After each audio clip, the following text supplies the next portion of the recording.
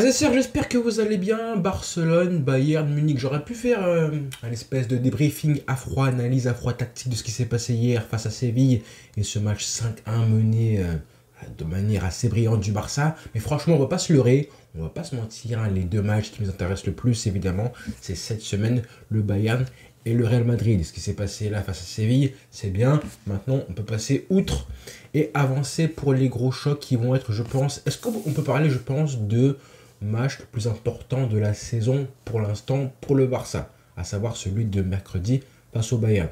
Je pense que oui, pour l'instant, évidemment, ça va évoluer plus la saison va avancer, mais je pense que le match de mercredi est plus important que le match de dimanche, le Classico, parce que certes c'est un Classico, etc., mais bon, c'est pas ça qui va déterminer qui sera le champion, hein. C'est un match 3 points, même si le Barça perd, et bah écoutez, le Barça sera encore premier à la différence de but. Alors que là, je pense que ce match-là face au Bayern Munich, non seulement je pense qu'il aura un impact direct sur la confiance, qui va valider ou pas la confiance et l'état de forme du Barça pour le match après, qui vient juste après le Classico. Et si jamais le Barça fait un gros résultat, et ben ça va envoyer un message au Real Madrid qu'il faudra suivre aussi demain pour leur match face à Dortmund en Ligue des Champions, qui va être aussi hyper révélateur et qui va donner un petit peu la direction et je pense le rapport de force pour le Classico. Si jamais, on ne sait pas, hein, le Real fait une contre-performance, fait un faux pas face à Dortmund ou gagne la rencontre demain en Ligue des Champions face aux Allemands, et ben ça va être déterminant pour le Classico à venir ce week-end. Donc les deux matchs, Real Dortmund et Barça Bayern, ça va être hyper important. Déjà parce que les deux équipes, hein, dont le Barça, ont perdu un match face à Monaco et face à Lille, donc pas le droit à l'erreur, vraiment pas le droit, parce que logiquement très compliqué de viser les 8 premiers du classement du groupe, global en C1. Si jamais tu as deux défaites, ça commence à faire beaucoup, hein. Donc voilà. Et ce match face au Bayern Munich, ça va être pour le Barça en tout cas le match révélateur de tout le début de saison. On va savoir si, certes, le Barça est incroyable, hein, vraiment en Liga, 33 buts marqués en 10 rencontres, ça fait une moyenne de buts de 3,3 par match, c'est un truc de fou. Sans parler des occasions, il n'y a vraiment aucun club européen qui a un tel ratio d'occasions par rencontre, c'est un truc de fou, loin devant le deuxième en plus, hein.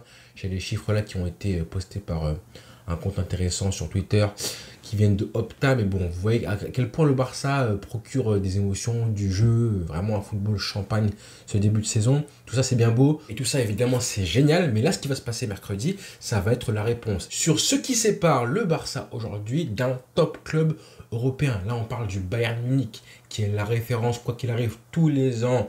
Quand on commence une C1, on se dit les trois favoris en C1, c'est Bayern, City, Real Madrid. On va être honnête, on fait plus partie de ce carré, enfin ce trio-là, ce triangle-là. On espère le rejoindre le plus vite possible. Et on ne sait pas justement à quel point le Barça est proche ou pas de ces ténors européens. Certes, le Real Madrid, il y a un espèce de contentieux, un rapport qui fait que même si en Ligue des Champions, le Barça a sombré depuis 2-3 ans, on a quand même gagné des classicos, hein, c'est arrivé, même si là, je crois qu'on en est à 4 ou 5 d'affilée pour le Real Madrid. Voilà. Alors que le Bayern et City, ça reste les références ultimes, tu sais que tu vas passer un vrai test. Et tu ne sais pas, malgré le très but début de saison du Barça, on ne sait pas à quel point le Barça est plus ou moins proche, on va dire, de ce niveau du gratin du football européen. On ne le sait pas. Et justement, depuis 3 ans, 2022, 2023, 2021, 2022, à chaque fois, justement, le Barça a affronté le Bayern et ça a été à chaque fois des claques qui, justement, nous réveillaient et qui nous révélaient aussi quel était, du coup, l'écart entre les meilleures équipes européennes et le Barça à l'instant T. Et justement, là, on va le savoir. Donc, ça va être le match de la semaine. On aura le match de la semaine en Ligue des Champions, hein, j'entends, hein, mieux que Dortmund Real, ce que vous voulez. Ça reste un Barça Bayern Munich. Moi, je vais être honnête avec vous, j'ai un petit peu un ton mesuré parce que le Barça, face au Bayern, on ne peut pas fanfaronner face à une équipe comme ça. On peut le faire face au Real Madrid parce que, historiquement, on a eu des victoires marquantes dans l'histoire du football, le 6-2, le 5-0, et même récemment le 4-0 et tout. Et même s'ils ont réussi à nous battre, comme je disais, 5 fois d'affilée, hein, en série en cours, lors des Classicos, quoi qu'il arrive, hein, au niveau du rapport de force, ça reste du 50-50. Et quand le match va démarrer ce week-end, lors du Classico samedi soir, ça va rester du 50-50 avant le début du match. Alors que le Bayern Munich, hein, on va pas se leurrer, on va rester un petit peu humble. Que ce soit les derniers matchs les plus récents qui ont été tous, vraiment tous, en faveur du Bayern Munich et même les matchs les plus emblématiques. Il y a eu le 3-0 pour le Barça en 2015 avec Messi, etc. Mais globalement, le 4-0 en 2009. Mais globalement, hein, ce qui s'est passé avec le 8-2, bah ça a terni un petit peu tout ça. Ça fait de l'ombre à tout ce qui a été positif pour le Barça, malheureusement. Donc, autant face au Real Madrid, le Barça peut regarder droit dans les yeux le Real Madrid en mode, écoutez, là c'est un match, tout ce qui se passe avant, le classement, tout ça, on s'en fout, ça reste du 50-50. Autant face au Bayern, il y a un rapport de force et des récents déroutes. Il y a un chiffre qui fait mal justement pour témoigner ça justement, c'est que sur les 4 derniers matchs, même 5, en fait, dernier but marqué par le Barça face au Bayern Munich, c'est le but de Suarez lors du 8-2. Après ça, il y a eu 4 matchs, Barça-Bayern, Bayern-Barça, 3-0, 0-3, 2-0, le fameux 2-0, et 0-3 encore une fois, donc 2 fois les défaites à domicile face au Bayern Munich, sur le score de 3-0. On se rappelle très bien comment c'était un naufrage défensif avec Piqué face à Lewandowski. Et même quand le Barça avait fait un bon match, en tout cas une bonne première mi-temps face à l'extérieur à Munich, on s'en rappelle, avant la Coupe du Monde 2022, on se rappelle que c'est un match qui avait été important parce qu'il avait un petit peu changé la dynamique pour Xavi, et je pense que ce match-là, ça a conditionné en fait toute la suite du mandat de Xavi. Si le Barça avait gagné ce match-là, bon, avec des si on connaît la chanson, c'est pas forcément révélateur. C'est justement un match qui avait montré justement qu'est-ce qui n'allait pas dans ce Barça-là, avec les carences en attaque avec Lewandowski, le manque d'efficacité, et défensivement aussi, Ter Stegen, Piqué, la défense centrale, Busquets aussi, les problèmes défensifs de Busquets sur la fin de sa carrière au Barça. Finalement, avec du recul, ça avait été une défaite logique vu la naïveté un petit peu de l'équipe. Il y a beaucoup de personnes, des supporters du Barça qui se disent qu'il y a encore des regrets par rapport à ce match-là. Il faut être honnête un petit peu, je pense, les gens. Bon, voilà, le Barça ne méritait pas à l'époque de gagner ce match-là, même s'il y avait eu, c'est vrai, 45 très bonnes premières minutes de la part du Barça. Après ça, écoutez, tu prends un but, tu t'effondres mentalement.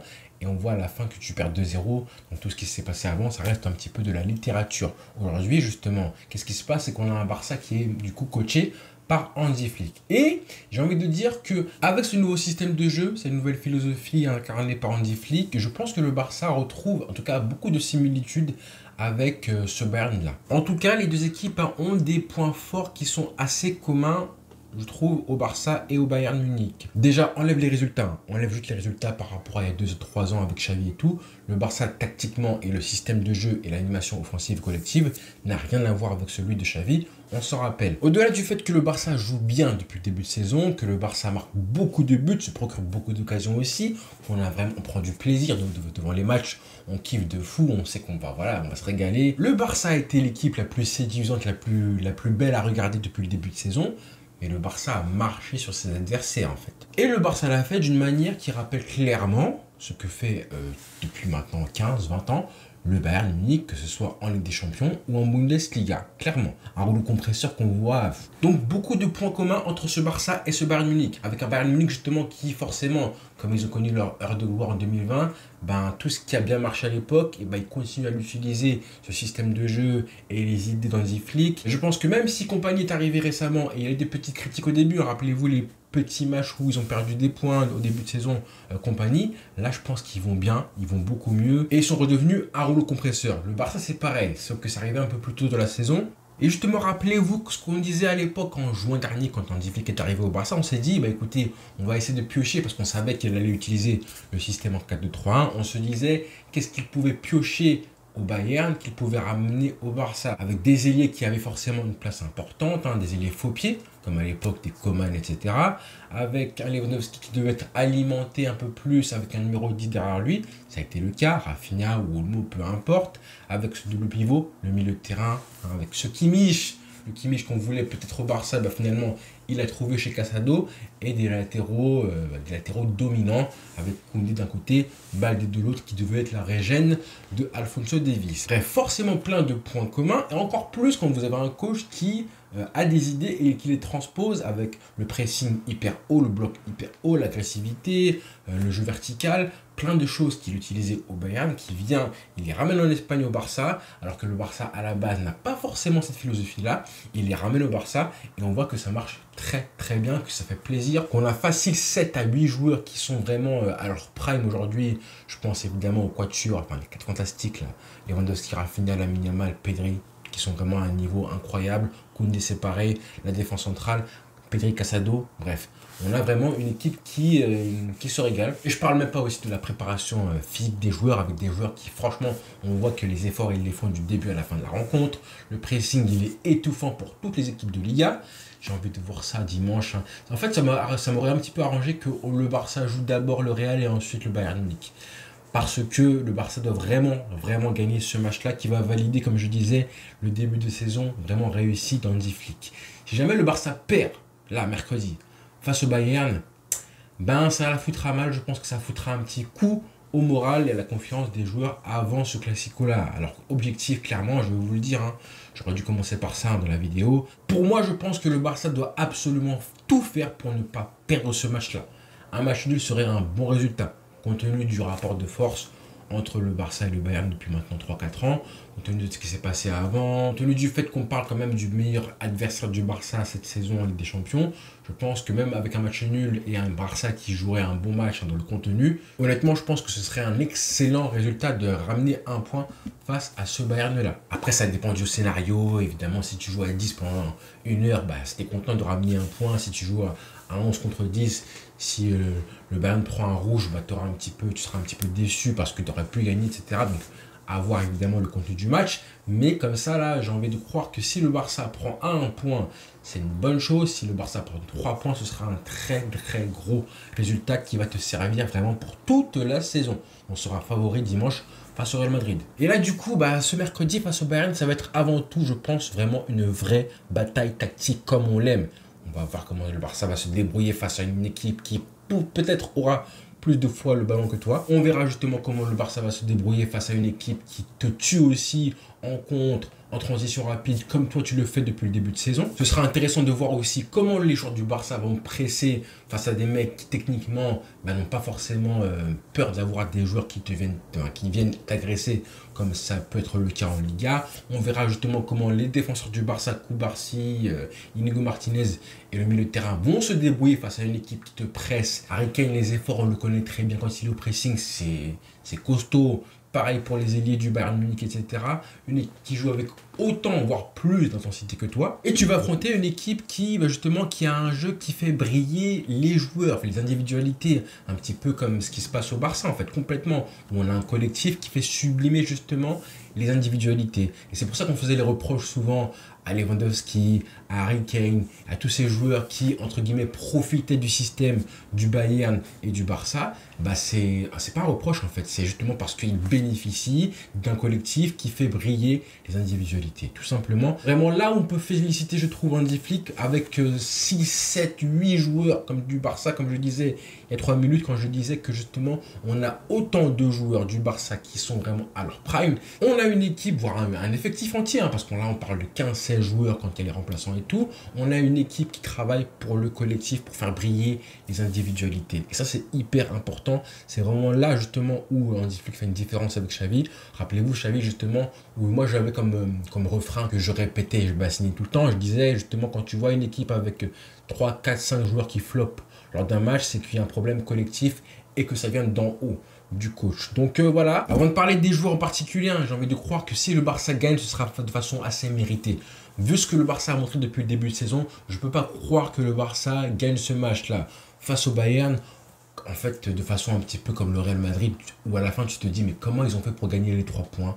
Comment ils ont fait pour justement renverser l'adversaire? Comment ils font pour ne pas encaisser plus de buts que ça?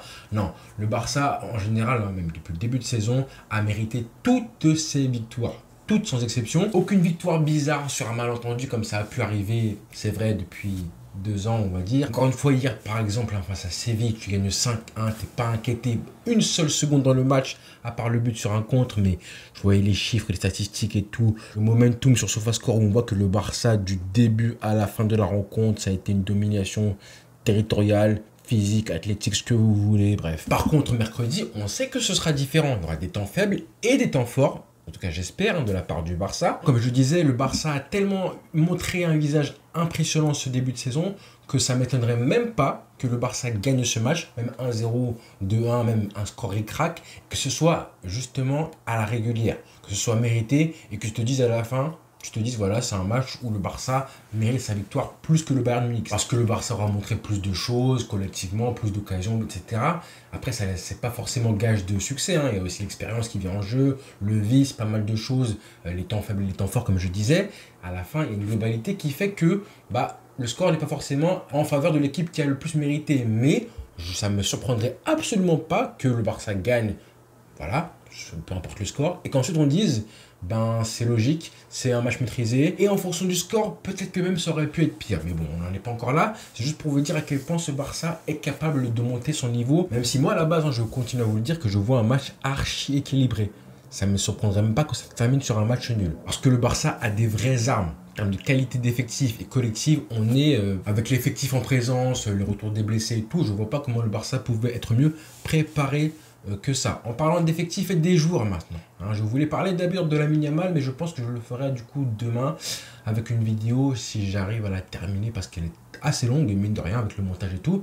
Donc normalement demain, vidéo sur Lamine Yamal et du coup ce qu'il va devoir affronter cette semaine avec Alphonso Davies, avec Ferland Mendy et tout. Mais voilà, Lamine Yamal, ça va être un joueur, je pense, le joueur à suivre côté Barça. Mais j'ai pas envie de lui mettre de la pression parce que, comme je disais, il y aura un client en face de lui. Mais comme il est intelligent, Lamine Yamal, qu'est-ce qu'il fait en général? Ce qu'il fait, c'est qu'il dézone pas mal pour justement un petit peu contourner les duels face à de grands défenseurs gauche. Et ce qu'il fait, c'est qu'il dézone beaucoup. Donc j'espère qu'il y aura une grosse activité sur le terrain, Lamine Yamal. Parce que là, c'est un match pour lui. C'est un match où tu écris l'histoire, mon garçon. Un petit peu comme ce qui s'est passé avec la France. Là, on veut... Et puis, j'ai envie de croire que justement, là, quand tu vois l'effectif du Bayern Munich, parce que j'ai vu leur match ce week-end, face à Stuttgart, victoire 4-0 avec un triplé de Harry Kane qui revient très très très bien, qui avait été un petit peu critiqué depuis un an maintenant. Là, je pense qu'il arrive à maturité à la fin de son adaptation à Munich. Là, il a mis un triplé ce week-end-là. Kingsley Coman a marqué le but du 4-0 en fin de match. Il est entré en cours de jeu, tellement ils peuvent se permettre d'avoir un effectif de fou. Ils le mettent sur le banc, il n'est pas titulaire, Coman. Sur les côtés, c'est Olise et Gnabry qui jouent, sachant qu'en plus, là, on avait la blessure de Pavlovic au milieu de terrain qui s'est blessé à l'épaule. Je me suis dit, voilà, un titulaire en moins, sachant que Musiala aussi est convalescent. Et on ne sait pas s'il sera présent ce match-là. Et justement, écoute, tu as Pavlovic qui se blesse en cours de match, qui c'est qui rentre, c'est Paulinho, sachant que sur le banc, au milieu de terrain défensif, ils ont aussi un joueur que j'adore, à savoir Konrad Laimer. Bref, ils ont un effectif qui est juste pléthorique. Mais peu importe, si je peux trouver un petit point faible dans la défense du Bayern, c'est, je pense, les défenseurs centraux avec Upamecano et Kim Min-jae, c'est un petit peu léger en termes de vitesse, et même, je pense que techniquement, tu peux leur faire mal aussi. Donc Lamine Yamal, je pense que là aussi, il peut appuyer là où ça fait mal, côté Bayern Munich. Et maintenant, défensivement, il y a forcément le domaine dont on parle depuis maintenant plusieurs matchs. C'est évidemment le bloc du Barça et comment il joue de façon hyper haute et le piège du hors-jeu. Là, justement, on en a parlé ce week-end, en tout cas hier, quand j'ai fait le debriefing, je parlais du fait que oui, sur le but de Séville hier, on a vu justement ce qui se passait avec cette espèce d'appel de balle qui a fait du mal au Barça. Attention justement à ce piège du hors-jeu là, c'est une chose. Et là, face aux avions, Kingsley Coman,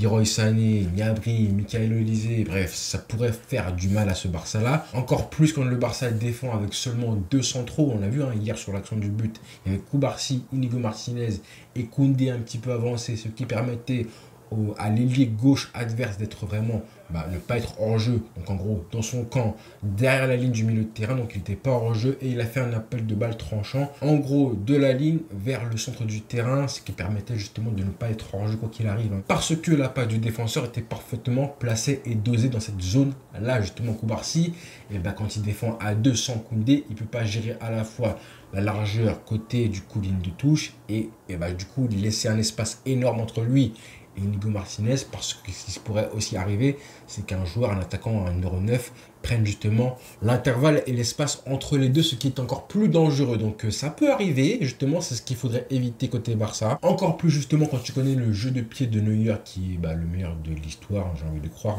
Mais voilà, je pense que évidemment la clé du match, ce sera, comme je disais hier soir en débriefing, le milieu de terrain du Bayern et du Barça. On verra qui seront les titulaires côté Bayern. Si c'est Kimmich ou Goretzka ou Laimer ou Paulinho, ça change beaucoup de choses, je pense, pour le Barça et Pedri et Casado, qui vont justement devoir montrer que eux aussi techniquement ils n'ont rien à leur envier. Casado, on sait que c'est vraiment le joueur qui ressemble le plus à Kimmich. Donc on va compter sur Hansi Flick et le Barça pour faire les petits réglages défensifs, hein, justement éviter ce genre de situation-là, avec un Koundé qui pourrait justement aider un peu plus la défense centrale. Pareil pour Baldé côté gauche. On va aussi compter sur Rafinha parce que vraiment son début de saison a été incroyable.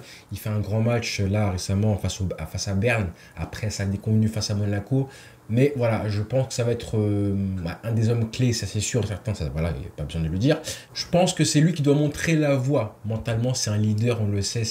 Mais dans ces matchs-là, où on l'a vu face au PSG, tu as besoin d'avoir un mec qui, justement, même si le collectif va bien, on a quand même un ou deux mecs qui, justement, fait encore basculer l'équipe vers un niveau voilà, où tu marques des buts, où tu es décisif, où sur 90 minutes, justement l'équipe fait les efforts du début à la fin du match et on a l'impression que même si c'est 22 joueurs que tu vois par moment, tu as un joueur justement que tu vois un peu plus parce qu'il domine un petit peu les autres. Même si dominer, c'est pas forcément marquer des buts, c'est aussi sur le terrain, il y a de la présence, de la vista, un peu plus d'impact, d'agressivité, de justesse technique aussi, pas mal de choses qui représentent un petit peu Rafinha cette saison. C'est un joueur qui est ultra complet, vraiment, hein, son rôle et la fonction et surtout les responsabilités quand Zefil lui a donné cette saison Rafinha, et qu'à chaque fois il répond présent, et qu'à chaque match ou presque, quand tu fais le bilan, que tu vois les highlights des rencontres, tu vois défensivement Rafinha qui a fait une ou deux actions qui sauvent le Barça, et aussi offensivement, soit il a marqué un but, soit il a créé quelque chose qui sort du commun. C'est un petit peu les compléments qu'on faisait à Bellingham il y a encore de ça très récemment, hein, mais là Rafinha c'est pas le même registre, hein, loin de là, mais ça reste voilà, dans les standards qui sont niveau Ligue des Champions. Tout simplement. Et justement, il nous faut des joueurs qui sont niveau Ligue des Champions. Lewandowski aussi, hein, qui nous en doit, je pense, une grosse. Après ce qui s'est passé face au Bayern, justement, il y a 2 ans de ça. Un match raté, on se rappelle, des occasions, mauvais match. Là, je pense que ce serait bien qu'il nous marque enfin un but. S'il pouvait nous débloquer ce compteur-là, ce qui fait que depuis 4 matchs, le Barça n'a marqué aucun but face au Bayern Munich. Et bah, t'es là pour ça, mon ami. Hein, on t'a acheté pour ça. Et ne pas oublier, évidemment, les joueurs qui seront sur le banc. Je pense et j'espère que Dani Olmo sera titulaire, même s'il n'a pas joué ce week-end-là. Parce que le Barça sera quand même plus fort avec lui. Ce qu'il apporte à ce Barça-là, cette illusion. Ce joueur différent dans les 30 derniers mètres, qui connaît très bien le championnat allemand, qui a affronté plusieurs fois le Bayern, qui connaît un petit peu du coup la rigueur, l'intensité et le fait d'avoir des défenseurs très forts, très rugueux, comme je disais, Upamecano. Mais justement, le profit d'un joueur comme Dani Olmo, c'est justement ce qui gêne le plus les défenseurs très rugueux, comme Upamecano, etc. Parce que quand tu es défenseur, tu as toujours envie de venir au contact et au duel de l'attaquant parce que physiquement, tu les domines. Mais un joueur qui a tellement de vista, avec ses contrôles orientés, ses prises de balles, ses petites touches, la finesse technique qu'il a, forcément avec ses petits crochets et tout, je pense justement, hein, et on le voit très bien que ce genre de joueurs-là, eh ben, ils évitent le duel. Ils évitent les duels et ça rend fou les défenseurs parce qu'ils veulent venir au contact. Et ben, pendant ce temps-là, trop tard, le mec s'est retourné, a fait sa petite action, son petit geste et le ballon est déjà parti pour un autre joueur. Donc ça, c'est un joueur que j'aimerais voir titulaire, Dani Olmo, en espérant qu'il soit en forme. Donc voilà, je pense que j'ai parlé de tout le monde. Les remplaçants seront hyper importants, comme je l'ai dit, hein. Gavi qui pourrait justement apporter son impact physique, Frenkie de Jong qui va apporter un apport technique aussi à la relance, parce qu'on sait qu'il est fort techniquement. Tout ça, ça doit entrer en compte, parce que le Barça doit être une équipe beaucoup plus complète qu'elle a été depuis maintenant, je sais pas, de 3 ans. Rappelez-vous des mots, hein. Je sais pas si vous vous rappelez un petit peu des mots de Thomas Müller quand le Barça a perdu 3-0 justement. On était en novembre, je crois, en octobre 2022. Ils viennent au Barça, ils viennent à Barcelone, le Bayern, je crois qu'on est le 5e ou 6e match de poule, et ils giflent le Barça 3-0. Et qu'est-ce qu'il dit Thomas Müller? Il dit que le Barça joue un football qui manque d'intensité. En fait, c'était en 2021, pardon, c'était quand justement Xavi était arrivé au club, et justement, il disait que le Barça ne peut pas faire face à l'intensité. Techniquement et tactiquement, ils ont tout avec de grands joueurs, mais ils ne peuvent pas concourir à l'intensité maximale dans le football de haut niveau aujourd'hui en Ligue des Champions. C'était une phrase qui avait fait tellement de mal. C'était vraiment le genre de phrase qui te faisait réaliser justement l'écart réel entre le Barça et les clubs européens. Il y avait vraiment, à l'époque, on était au fond du trou, c'est vrai. Mais justement, est-ce que c'est mieux aujourd'hui? Forcément que oui, largement. On voit un Barça qui fait revenir les vagues comme pas possible, qui se crée pas mal d'occasions par match, on l'a dit. Et moi, je pense que c'est pareil pour vous. On a tous envie de voir un Barça qui réussit à mettre justement cette intensité-là face au Bayern. C'est possible. Et j'y crois en tout cas. Honnêtement, à part les petits réglages qui devront être faits défensivement parce que en face, tu as une grosse équipe et le fait que tu dois être quand même plus tueur devant les buts, à savoir mettre autant d'intensité et être plus efficace, ça veut dire voilà, concrétiser tes moments forts. Alors qu'en Liga, on voit que le Barça appuie un petit peu sur l'accélérateur, mais vraiment on gère. Le Barça gère ses matchs. Même là, face à Séville, le Barça n'a pas dominé outrageusement. Le Barça s'est contenté de vraiment accélérer quand il le voulait. Ça, c'est très bien. Mais là, face au Bayern, tu vas devoir justement emballer la rencontre, essayer de marquer avant eux. Ça va être un match différent. Si tu es mené au score là face au Bayern Munich, comment justement le Barça va réagir? En Liga, c'est facile, tu peux poser ton jeu, rester calme. Alors que là, en Ligue des Champions, il y aura la tension. En face, tu as un gros adversaire. Donc, c'est un peu différent. Mais je pense vraiment que si tu conserves un petit peu tes bases, ton système de jeu, à savoir voilà, l'intensité, le jeu vertical et tout, et que tu regardes un petit peu tes problèmes défensifs, à savoir le bloc haut, la vigilance sur les côtés, l'espace derrière toi, la profondeur et tout, mais je pense vraiment que le Barça peut imposer son jeu et son style au Bayern et n'aura pas forcément à le modifier parce que c'est le Bayern en face tant que ça. J'y crois, je l'espère. Après, le football va parler, la réalité du terrain, ça reste celle qui a le dernier mot, tout simplement. Voilà les frères. Pour vous faire plaisir, je pense, je vais donner un petit pronostic, même si moi je suis très mauvais à ça en général. Je pense que l'équipe qui marquera en premier aura pas mal de chances de gagner. Par contre, si le Bayern marque en premier, ce sera compliqué pour le Barça de gagner la rencontre, mais je le vois quand même égaliser et réussir à arracher un match nul. Par contre, si le Barça marque en premier, là ce sera très bon signe. Voilà les frères, rendez-vous du coup demain avec j'espère la vidéo de Lamine Yamal que je voulais finir parce que je l'ai commencé pendant la trêve, ça fait maintenant une semaine, je l'ai tourné, j'ai fait le script et tout, les vidéos, le montage, j'ai fini on va dire 2 tiers, mais après ça j'ai eu mon problème aux dents qui m'a tenu éloigné des terrains et j'ai été au FC infirmerie à l'hôpital pendant 3 jours, donc 3 jours où j'ai perdu du temps. Donc si j'arrive à le terminer, je la posterai du coup demain la vidéo. Voilà les frères, bonne soirée à tous et rendez-vous très très vite.